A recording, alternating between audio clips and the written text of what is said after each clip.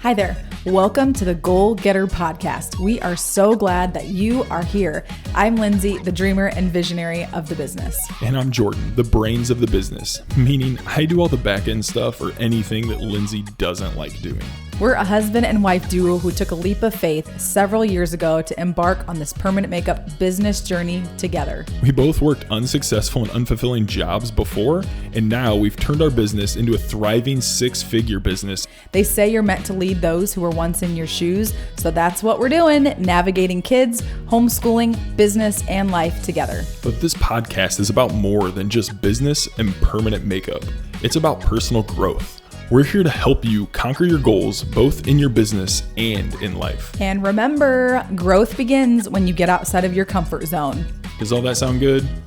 Awesome. Let's dive on in.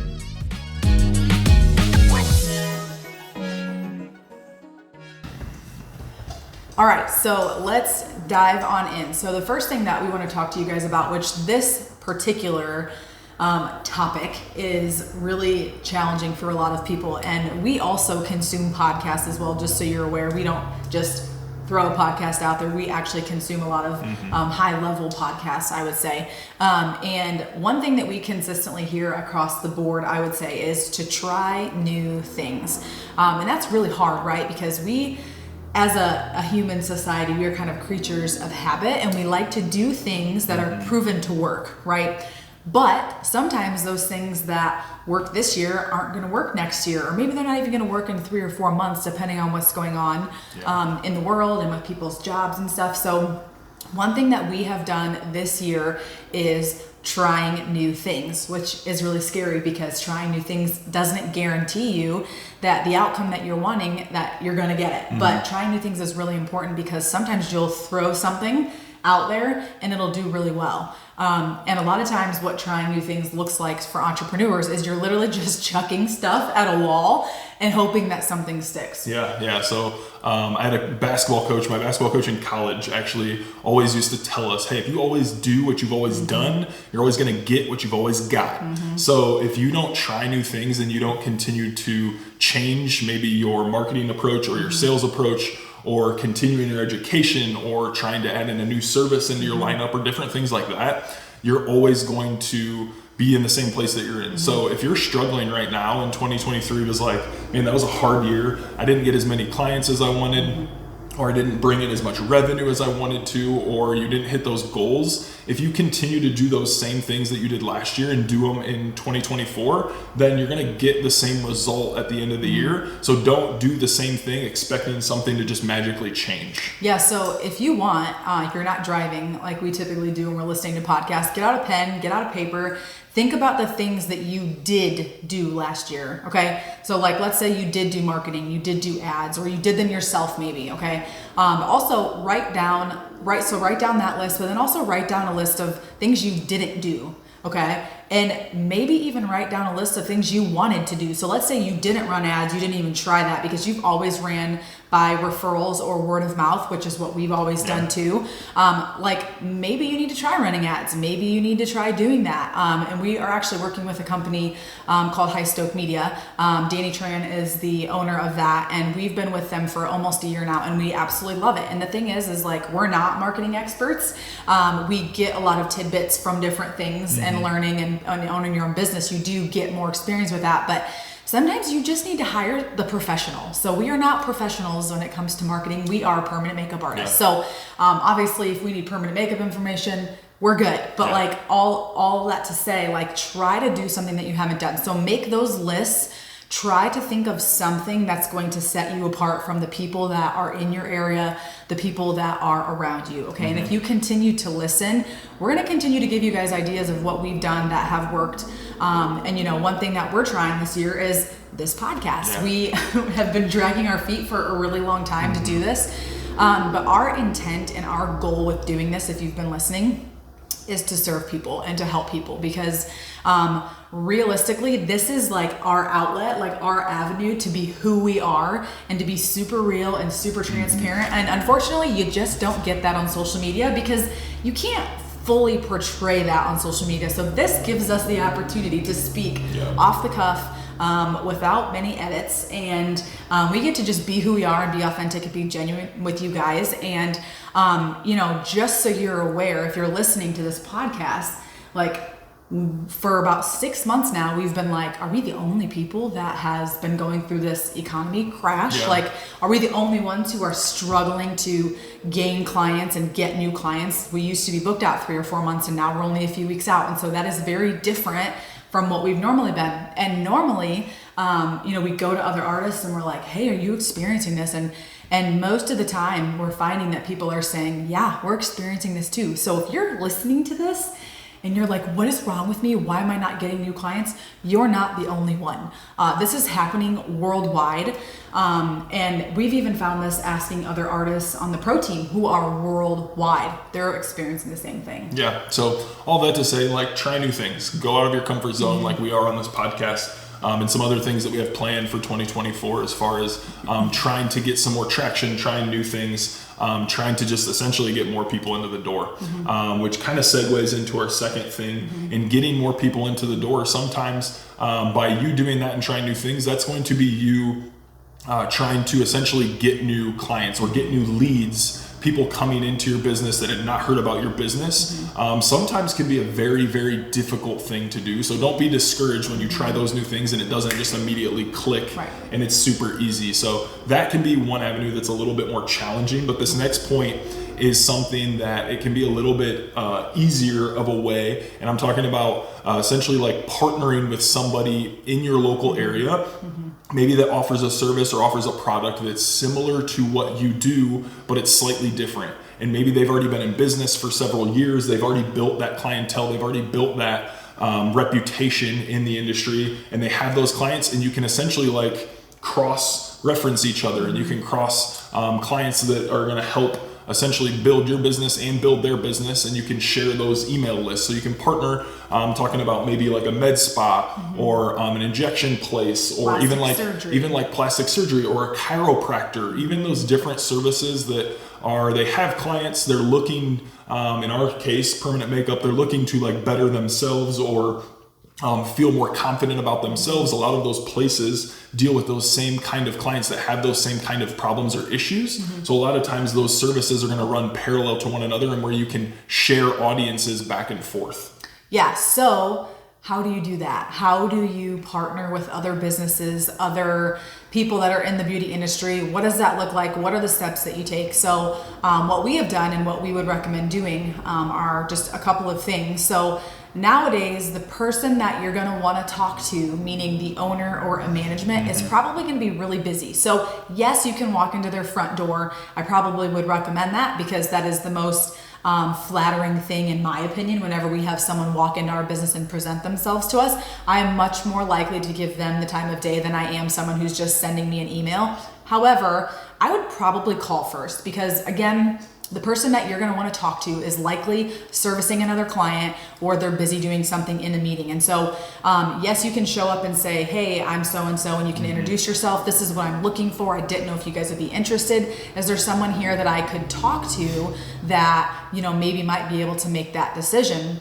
And if they're like, yes, they're busy, let me give you their information, then go home, contact them. Okay. The other thing that you can do is send them an email, just who you are, what you're doing, what you're wanting to do, what you're looking for, because you want to kind of tell them that up front, because if you don't, you might waste and you meet with them, you might waste their time and you might waste your time too. So the other thing is create a portfolio. So I know this sounds kind of crazy, like in 2024, people don't have a ton of portfolios anymore, like your Instagram or your Facebook or your TikTok or whatever, that is typically your portfolio.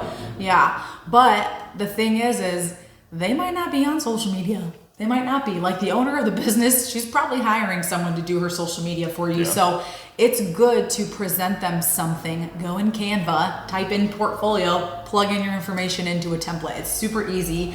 That's what we've done before.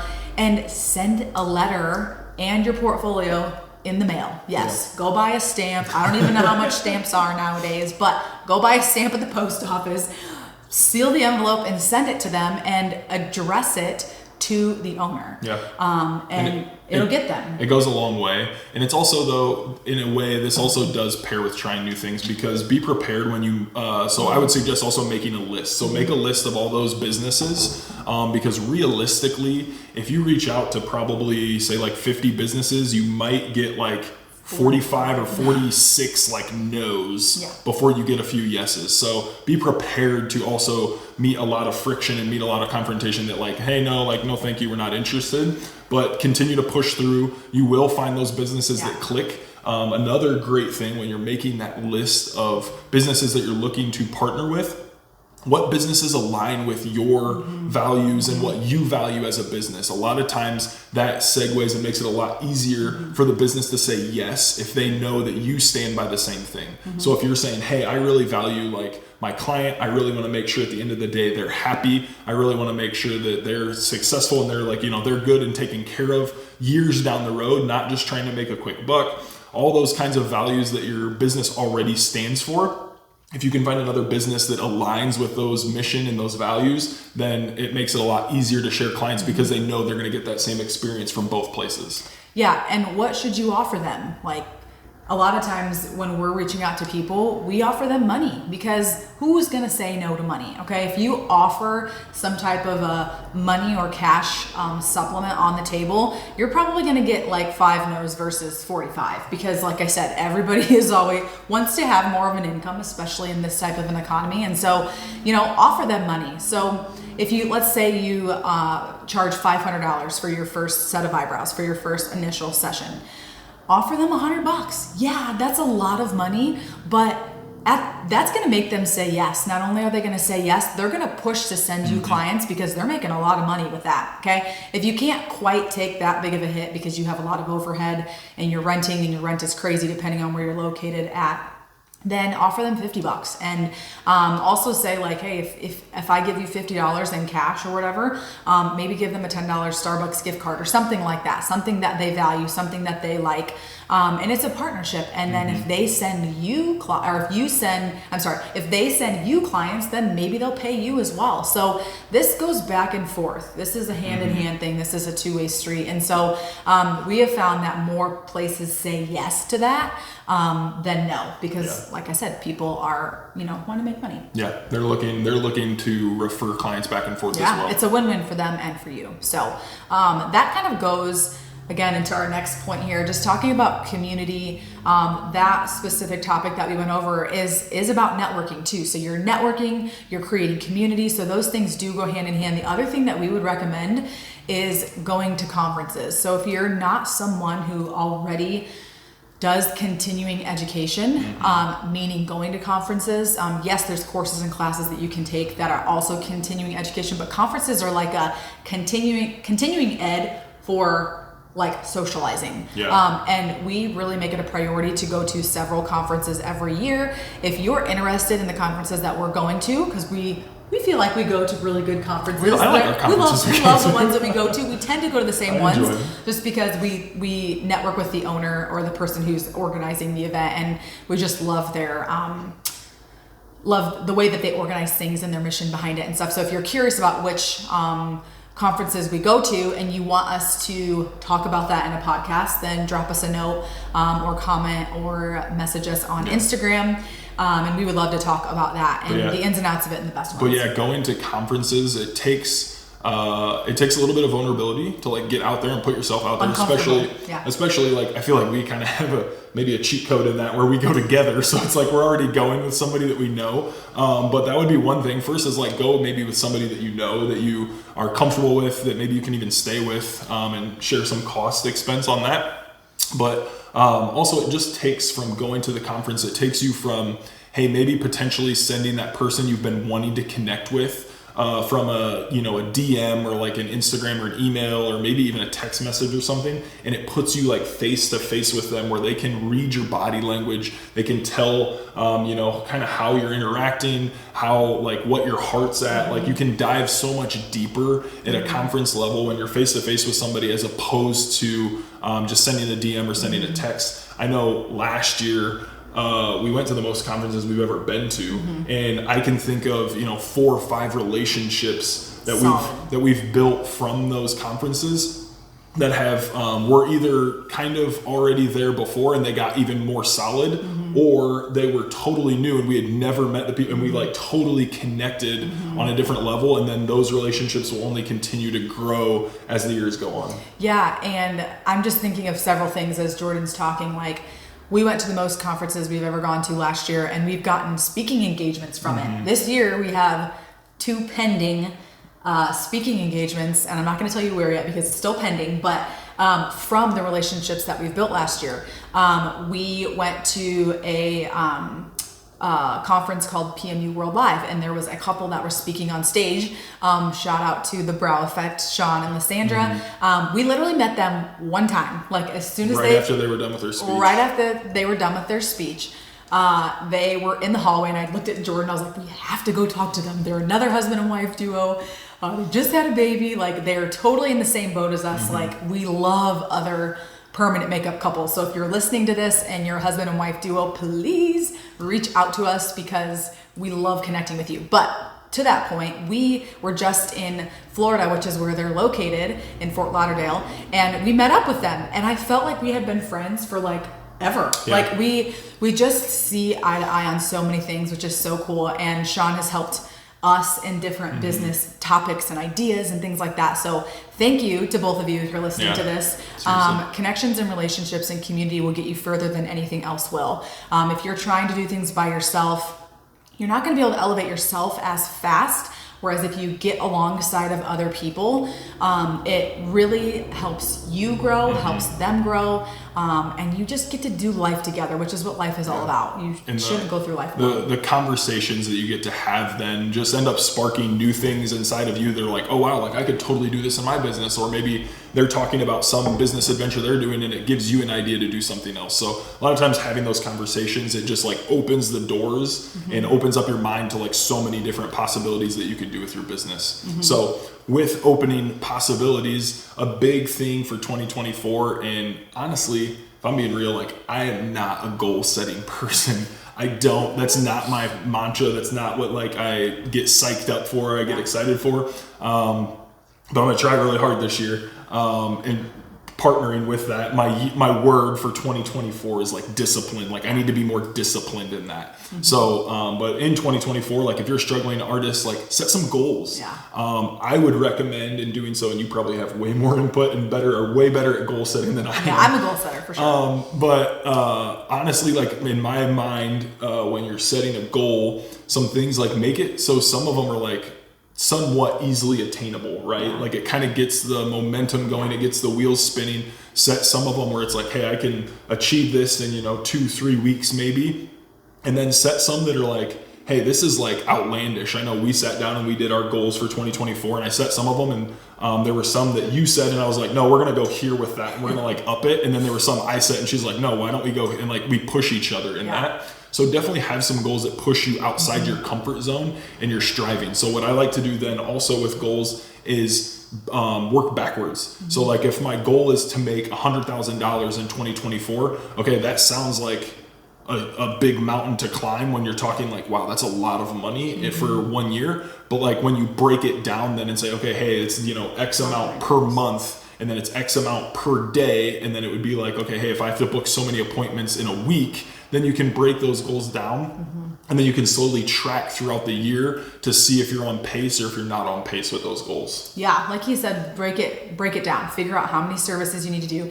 If you train, then figure out how many trainings do I need to do in order to reach this goal. So definitely create goals. I am definitely more of a goal setter, which is why we named this podcast Goal Getter. Because if you get after your goals, you tend to just reach more of new heights. We were just talking to Tina and Luke Davies this past weekend. We were hanging out with them in Florida, and we were talking about goals, and they agreed with us. They're like, you have to set goals to have something to focus on, because in full transparency, for probably about 2 years, Jordan and I were just going through our business, just going through life, serving our clients. We were just busy. We had a baby. And so things were it was a hard season for us. So we were just getting by. We had no goals. And we felt like those were probably the most 2 years, like chaotic 2 years of our lives, because we had nothing to shoot for. We had nothing to aim for. We would sit down every day that we weren't in the studio at home working, and we'd be like,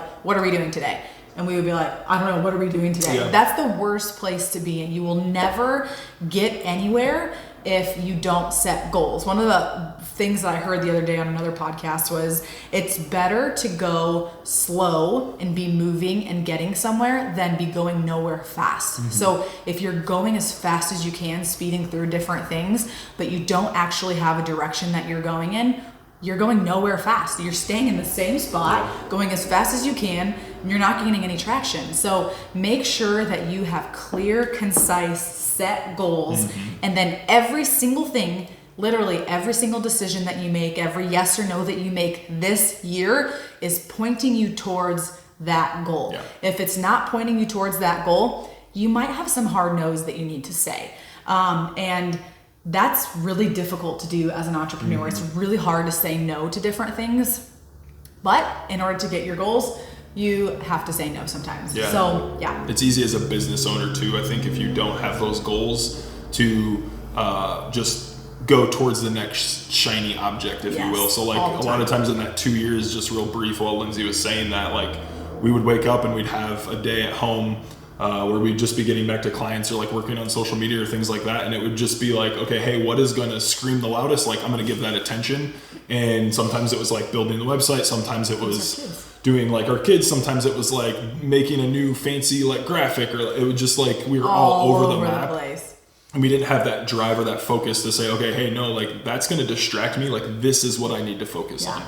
And it's so annoying. It's so annoying not being organized in your business. And so if you have a business and you're not organized, maybe try, if you're able to financially do it, try to hire someone who is super organized, who can help you keep your head on straight, because I feel like we are so blessed to have each other, because we are very opposite. And so whatever I'm not, he is, and whatever he is, you know, I'm not. So we're really thankful for that. Okay. So the next thing is like one thing that people are really, you know, tend to do during, you know, a time of like holding their money really tight and they don't know what to do. And so they're trying to gain new clients. One thing that I will say is don't lower your prices. So that is one thing that I think a lot of artists tend to do, but don't lower your prices, because if you lower your prices, you are going to attract a type of clientele that you might not want in your studio, meaning you're going to have more headache than you are anything else. And so you don't really want to do that.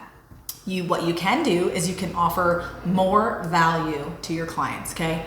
I'm gonna give you a little tip here that I think is like super awesome for our business. And we've shared this in a couple of other communities that we've been a part of, is red light therapy. Red LED light therapy is a complete game changer. We love it for our clients. Our clients love it.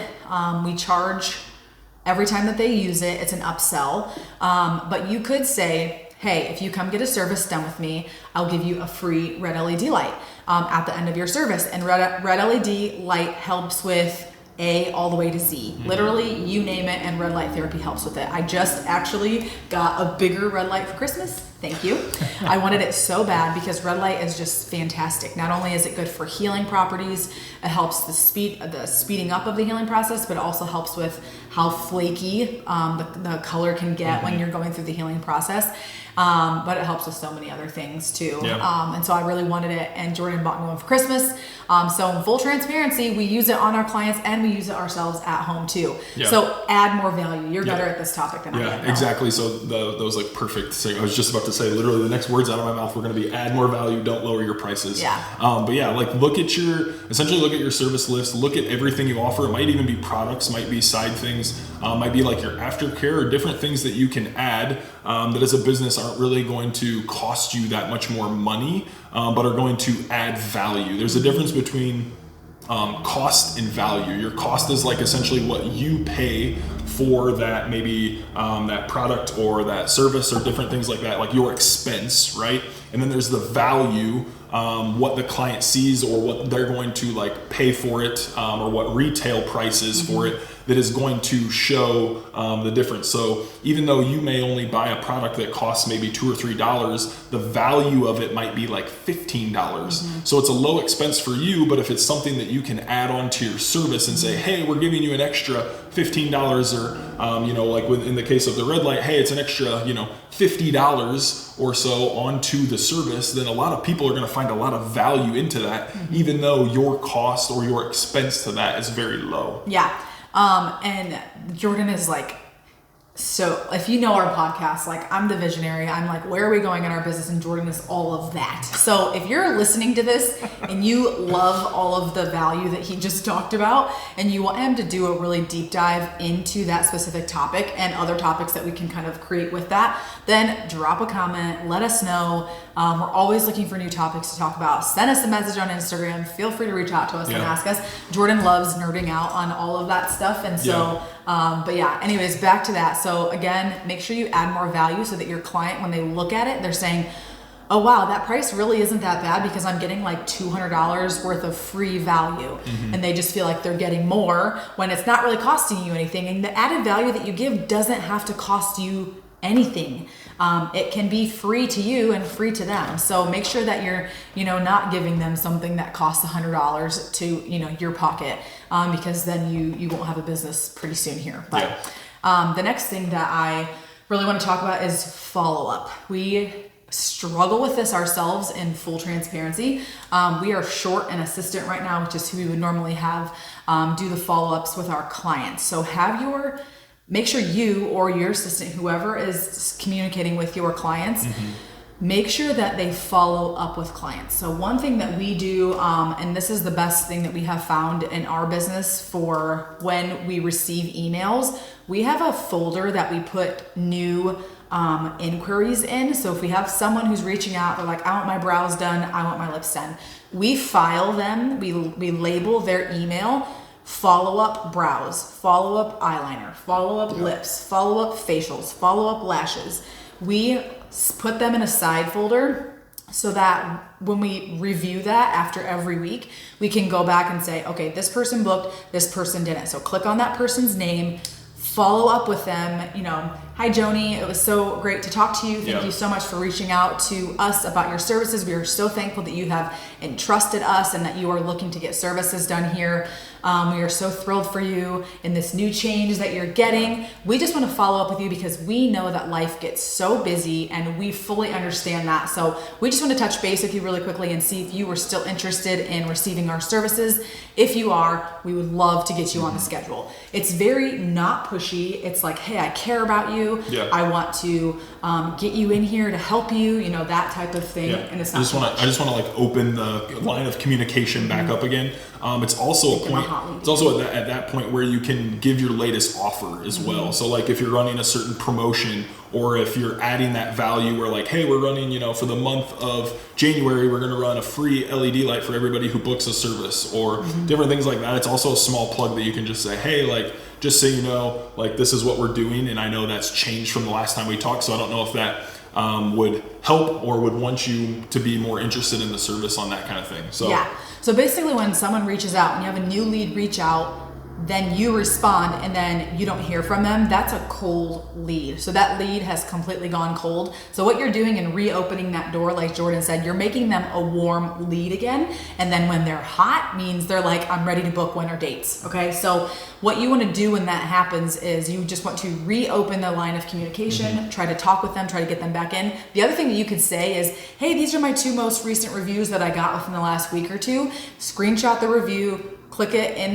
the email and show them how you've had happy clients that were literally just in your chair. So that's a good way to get clients to be like, oh yeah, that really resonates with me too. It also works, the like re-engagement of this conversation also works a whole lot better if you have the time to personalize it. So don't just take all these clients that have reached out previously and just send out one mass email and just say, hey, like we're running this special, like it might work for a few, but we have found that like it's way more engaging and way more it's way more attractive for the client for it to go from a cold lead back into a warm. If you're like, hey, I know last time you were talking about, you know, this certain thing, are you still interested in that, and like personalize it more, or like, hey, I know last time you were talking about like, hey, it was a little short on money, like these different things, so that they know that, hey, they remember the conversation that we had previously. And then you can also personalize it where you say, you know, hey, Lindsay, or, you know, hey, the person's name, as opposed to when you do like maybe one of those BBCs in an email, or you do it like to your whole email list. It's just a very generic email, and you're not able to actually give the person's name or give any kind of context to what the conversation was before. Yeah, you definitely never want to blind carbon copy anyone when it comes to a personalized email like that. You always want to make it really personalized. There's another thing that I was going to mention too when it comes to clients is when you're reaching out to them and you're trying to get them to come back in, when you're sending out that message, if they start to say like, I'm not really sure about this, or you know, I really want to do it, but I don't quite have the money. A lot of times those type of answers just mean that they're not ready yet, or that they don't trust you enough yet. And so there's a couple of things that you can do to answer clients, because we have a lot of students that are like, well, this client said this and they won't come in and they won't do that. Well, you haven't gained their trust yet. So they need to feel more comfortable with you. So then you can say, hey, Joni, I totally understand that you're not quite ready yet for the permanent makeup process. I just want to reassure you that we are going to give you the look that you're wanting. And not only that, would you like to come in for a free consultation? I typically charge X dollars for a consultation, but I would love to bring you in just so that you can see my space, you can see my studio, you can see the spa, you can get familiar with me. I can talk to you a little bit more about what you're wanting and what your goals are. And I can even do a free brow mapping session for you so you can get an idea of what your brows are going to look like when we put your new shape on and things like that. The more you try to connect with them to get them to come in is the best. Because if you're just trying to say, so if they say, I'm not quite ready yet, and you say, okay, thank you, just reach out when you're ready, you're completely cutting off that conversation, and you don't really want to do that. That's something that the marketing team that we're working with right now has really helped us with responding to people in a way that's not salesy, not pushy, and it really makes the client feel like you care about them because you do. Yeah, because for so many years, I think, especially when Lindsay first started, we just ran it as like, okay, hey, you're interested in brows? Okay, great. Like, let's get you booked. And then like, oh, you're not interested? Okay, like, let us know when you are. We'll be here when you're ready. We just kind of ended the conversation. Yeah. We were not very good at like the sales side of things. Our sales were like, hey, if you're interested, we'll book you. If you're not interested, like, see ya. Yeah. So thank you, High Stoke Media, Danny Tran, and your whole team for helping us with that. Yeah. The final topic, guys, is something that I think is like, it's overused, it's over hyped, I think, a lot of times, but it is social media. So at the end of the day, like, social media is a platform that you can borrow traffic. But I mean, that is like, you don't own those people on social media. Mark Zuckerberg or TikTok or YouTube, whoever those owners are, like those people own those users on that platform. You're borrowing those users by promoting your social media, but it is an organic, natural way that you can get your message out there. You can get your offers out there. People can get to know you. With that, I would say the biggest thing I think we see in the permanent makeup game, at least, is if you're a struggling artist in 2023, something to change in your social media for 2024 is show your face. Get your face out there. As permanent makeup artists, we are in the trust game, right? If people don't see your face and they don't hear your voice, they don't see how you are as a person, maybe, some of the personal stuff, show some of the things that you're doing, some of the things you're interested in, keep it focused on permanent makeup, obviously, but at the same time, like, show your personality on your social media. That's going to give people so much more trust to say, oh, I want to go to Lindsay for brows because I saw she, works out 3 times a week and I'm passionate about working out. Like, that's going to give that connection outside of permanent makeup, maybe. But it's going to build that trust that they're going to say, okay, hey, like, if I'm ever getting permanent makeup done, this is the person that's doing it. Yeah, and right now we're doing the 75 hard. So we're actually working out 7 days a week so, for 75 days straight. No, but seriously, he's totally right. And it's really something that's insanely uncomfortable for a lot of people. So I feel like 2023 was like authenticity, genuine, show your face on social media. 2024, from what we're hearing and what we're seeing, it's going to be long form content. And so a lot of long form content is going to be the best. So either way, you still need to show your pretty face on social media. And it can be really silly. Start with a picture, a selfie, and then you have like words next to it. I do that all the time because half the time I have 3 screaming kids in the background, and it's really not conducive for me to make a quick little video about what's going on. And so just do what you can. Start small and start anyway. Just start. Like no matter what you do, just get going, and then you're going to gain more confidence and you're going to get better at it. And all those things. Yeah, and a lot of the times we've found is like in starting it and doing it, like it feels awkward. You're like, you listen to it and you're like, oh, I don't like my voice, or I don't like how I sounded there, or anything like that. But if you just continue to push and you continue to like post and just continue to do it anyways, it's kind of like a muscle or a skill. Like the more you do it, the more comfortable you're going to get with it, and the better you're going to get with it. But you're never going to get better at it if you don't do it. So it kind of circles back around to like, try new things. Like, try new things. That's going to be maybe our motto for 2024. Maybe. But anyways, guys, thank you so much for tuning in today. Thank you for listening to this podcast. I feel like this was a fantastic, like we were. Was it good? This was good. We feel like this was good. We hope you guys liked it too. If you guys did like it, or you found even one little nugget of information that you really liked, if you guys wouldn't mind reviewing our podcast, giving a 5-star review, that's super, give us a rating. That's super helpful for us. Again, if you need anything at all, we are currently at Michiana Microblading on Instagram. Feel free to message us. Feel free to reach out if you need anything at all. We are here for you. Thank you for joining the Goal Getter podcast. Yeah. Thanks, guys. Take care.